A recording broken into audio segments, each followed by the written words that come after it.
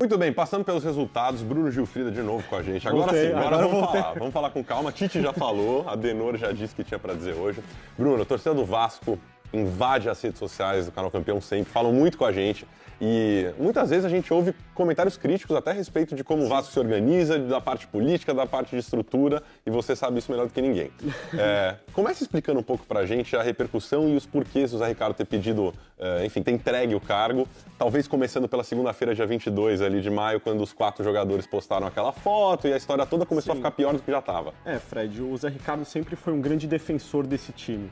Sempre defendeu o caráter dos jogadores, sempre defendeu, foi muito fechado com os jogadores, essa sempre foi uma grande qualidade do Zé Ricardo. Os jogadores elogiam muito o trabalho dele, esse papel dele.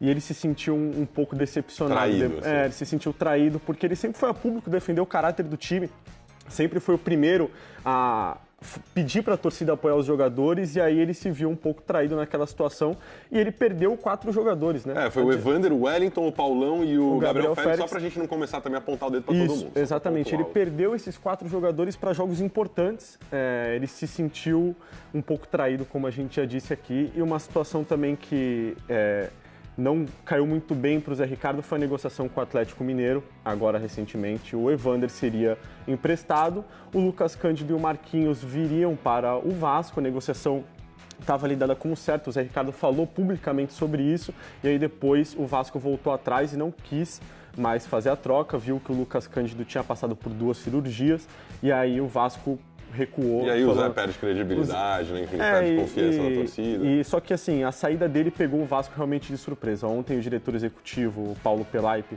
foi na entrevista, a gente sentiu que ele realmente estava muito surpreso e estava. O Zé Ricardo tinha indicado jogadores, o Vasco negociava com jogadores indicados pelo técnico Zé Ricardo, e como eu já tinha falado ali com a Lisandra, o Vasco já tinha passado por momentos piores sob o comando do Zé Ricardo, e ele tinha ficado.